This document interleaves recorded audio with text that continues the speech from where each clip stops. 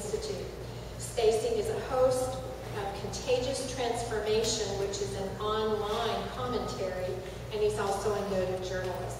Stacy's motto is, and he leaves this at the end of every voicemail, there is no permanent boundaries around us that we do not place around ourselves. Let me read that again. There are no permanent boundaries around us that we do not place around ourselves. The mission of the Frederick Douglass Society is based on the concepts and principles of individual freedom for all citizens. It is outlined in the Constitution of the United States.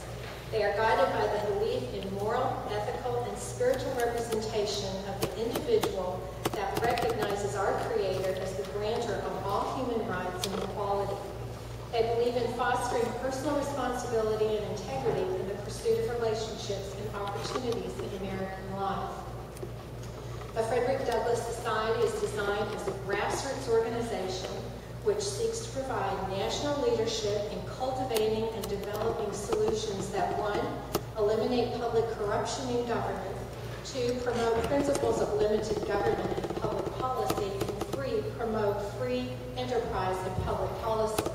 And I will say, in talking with Stacy, many of us have read, we have heard much about a worldview, a Christian worldview. And he has definitely opened my eyes to a new worldview. And so let's welcome Stacy.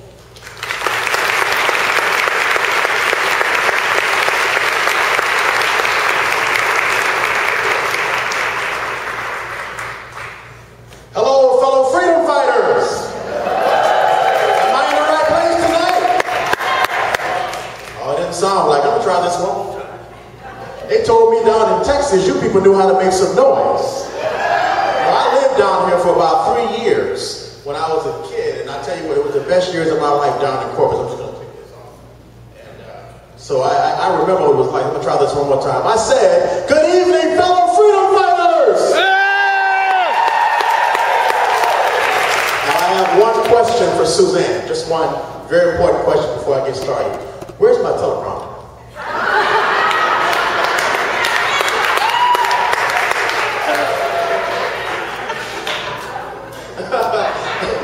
I couldn't resist that one. In the words of Frederick Douglass, I am a Republican. I am a black, dyed-in-the-wool Republican. And I never intend to belong to any other party except the party of freedom and progress. Is that who you are today, ladies?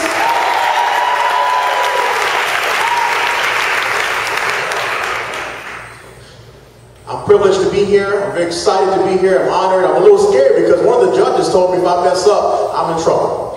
And I don't see her anywhere she at because she was supposed to be my signal. She was supposed to do her ears for me to let me know if I'm bombing or not. And I asked her to sit up front. Now she's hiding from me. Where's her hand at? There she is. So listen, it's been wonderful. I'm here in Texas because my brother, his name is Stephen Maurice Robinson, my oldest brother. Today or yesterday was his first official day as a civilian. He retired out of the United States Army after serving our country faithfully for 24 years.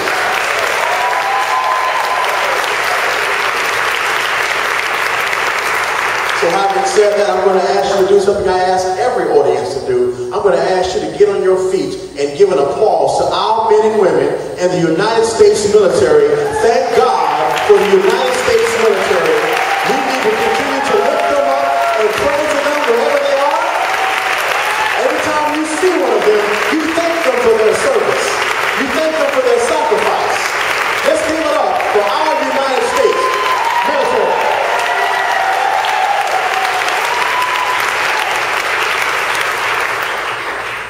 I'm just going to move this thing all the way out of the way before I hurt myself. I'm going to ask you to repeat these words after me. I want you to say it like you mean it. Say it like you really heard me. I want you to say the first word. I want you to say, concede. Concede. Oh, now she told you we was going to do some church here tonight, didn't she? You thought she was playing, didn't you? We do this in church all the time. We'll hear you say it again. Concede. Concede. Nothing. We're going to try this one more time. We're going to have a little contest. I don't want from this table on. I want to hear this. Concede. Concede. Nothing.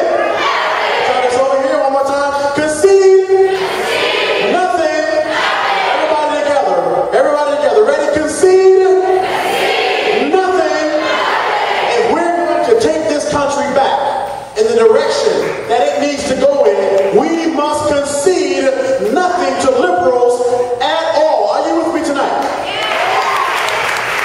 Why am I saying that? Because I'm going to be very candid with you. I meet a lot of weak-kneed Republicans across the country. Okay? How many of you met some of them? Making excuses as to why we can't fight and meet liberalism everywhere it is. Okay, so tonight we're going to talk about that. Concede nothing. I'm going to give you 3 things that we have to do to be consistent. This is not going to take just a few weeks. It's going to take some time. How many of you know that our children and our children's children are worth that effort? How many of you know that tonight? How many of you know that tonight? How many of you know that we owe it to our predecessors, those white, black who died together in this country? How many of you know we owe it to them to continue to hold on to the freedom that they sacrificed for us? And I forgot to tell you a very important point about Stacy Swimp, something that you need to know about me. I am a proud, unhyphenated American. What about that? Okay? I am a proud, unhyphenated American. We need to do away with all the things in this country that divide us along class and cultural lines, because that's what liberals do. They want you to focus on your skin color, the thing that goes to dust that God can care less about. Why should I be arrogant about something that I had nothing to do with? It doesn't make any sense. So I'm a proud, unhyphenated American. Now, of course, when I say things like that, I do have some brothers and sisters in the urban communities I live in that say, oh, he's a sellout. Oh, I've been called Uncle Tom, Uncle Ruckus. I've been called some things I won't tell you because the cameras are rolling. Okay? But you know what I consider that? I consider that notches, badges of honor. Because I'd rather stand up and take the stripes and be true to my values than to be silent and try to get along. Are you with me tonight? Yeah! That's right, Stacy! Dr. King said that it's not the words of our enemies, but the silence of our friends that we will never forget. How many of you know that we are in the most important time in our country right now? How many of you know that we're being attacked from all sides right now? We're being attacked from Muslim jihadists. It's called stealth jihad, weapons without blood and warfare. It's warfare without weapons, should I say. Okay? They're fighting us. They're trying to bring Sharia law in America. How many know that's taking place? Oh, yeah. Okay? We've been fighting socialism for over 100 years. But we were complacent. You see, many of us are very upset about President Barack Obama, and we ought to be. But understand something. He's really a symptom of a greater disease. And the disease lied within our nation before he was born. And what he became is the messiah of all things socialist, but we already had socialists in Congress before he came along. But we weren't as excited, and we weren't as determined as we are now because they rocked us to sleep, didn't they? So we're all culpable. We're all responsible to a measure for what's taking place right now. So it's convenient to blame the president, but all of us have to look in the mirror and say that we play a role, and we've got to grind, we've got to get in, and we've got to fight. I want to know, am I in a room full of fighters tonight?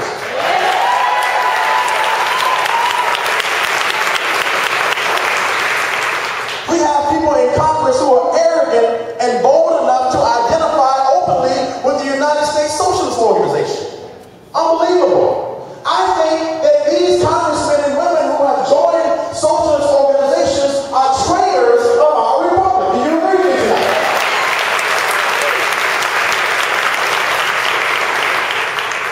So we've got to fight. And we've got to concede nothing.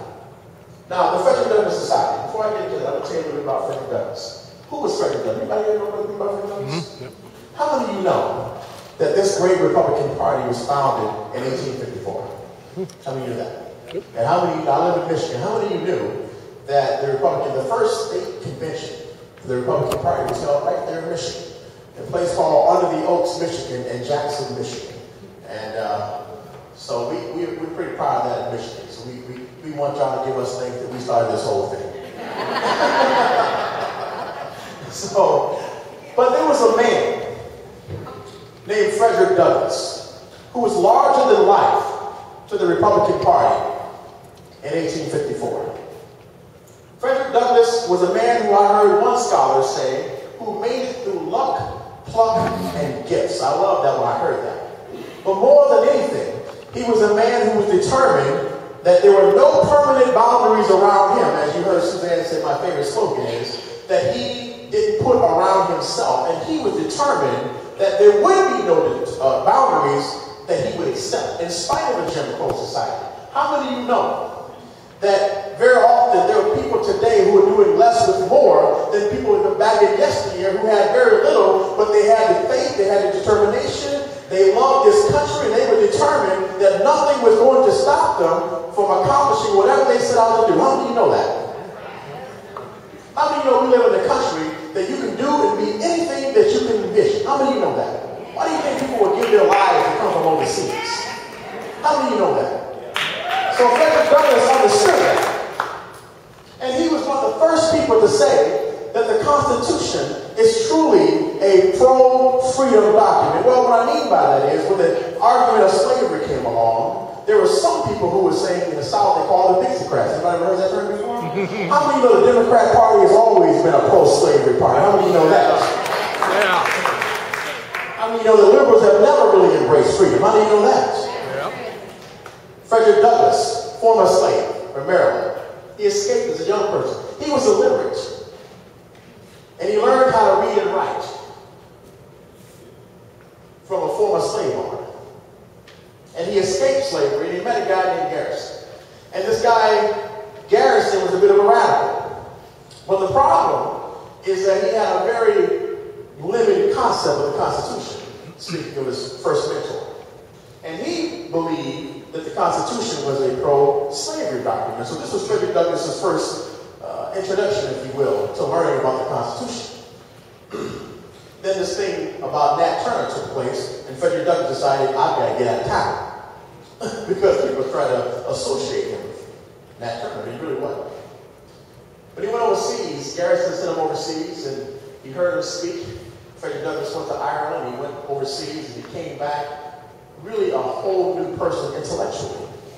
Because how many of you know that there are people overseas that really understand that this is the greatest country in the world, and they may be in England, they may be in Ireland, but they know that this Declaration of Independence, this Bill of Rights, was a God-given document that they honored, and they wish they could have it in their land. How many of you know that? Yeah. So Frederick Douglass came back to America, and he became this great orator, this freedom fighter. And he hooked up after 1854 with a gentleman, some of you may have heard about him, a couple of you may have heard about him. They call him Abraham Lincoln. Somebody heard of him? Abraham Lincoln and Frederick Douglass had a very special relationship. And I think that they helped each other grow. I think Frederick Douglass was, I like to say that he was the conscience of Abraham Lincoln in some way. Because how many of you know that it wasn't always the intention of Abraham Lincoln to free the slaves? Some of you know that. He was very concerned about the Union. He wanted to keep the Union together. And he, quite honestly, initially was content to allow the slave states to continue to be slave-holding states if they would agree not to leave the Union. And Frederick Douglass said, hey, that's not good enough.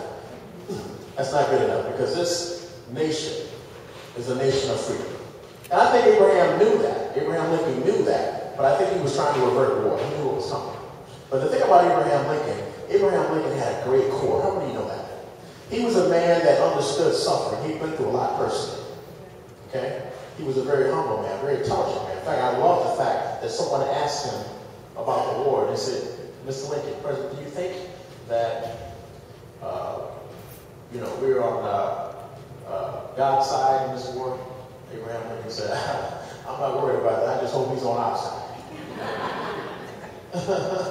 We need to be on God's side, and I think that's the message of the Republican Party. How many of you know that when the Republican Party first began, it was a great Christian party? How many of you know that? That was very important to all the founders of this party. To the founders of this nation, they believed that America was a moral enterprise. How many of you still believe that? This is a great Christian nation. You still believe that? Well, Frederick Douglass believed that.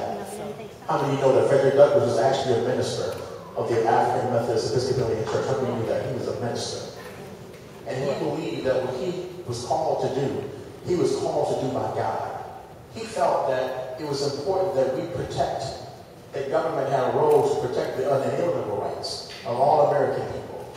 He didn't believe that we need to be fighting for God, for man-given rights or civil rights. Frederick Douglass believed in God-given rights. How many of you know that that's what we still have to fight for today? God-given rights, because you've got some politicians that got it twisted, and they think that they have a right to determine our limitations or our rights, and now we have what we call big government. Frederick Douglass was against that. So we embraced Frederick Douglass because he was one of the first great black conservative, what we call conservative leaders. And he actually was the first person, the first black American to get a vote for president of the United States. Nobody knew that. He was. Somebody said, I don't like either of these names. I'm writing for Frederick Douglass. Hey, he got it some kind of way, right? But he said something that I think resonates today. Frederick Douglass said, and I think that somebody needs to take a note of this and send it to the president. Because he said that we may not get all that we work for, but we must work for all that we get. How do I say that? You need to send this to the president, because the president had this brilliant idea that through the HHS mandate, he needs to be able to lift the work requirement for American citizens. So somebody needs to tell him the message of Frederick Douglass. Mr. President, he doesn't understand that when you strip American people of the will to work or the right to work, you strip them of their fundamental human dignity. How many agree with that?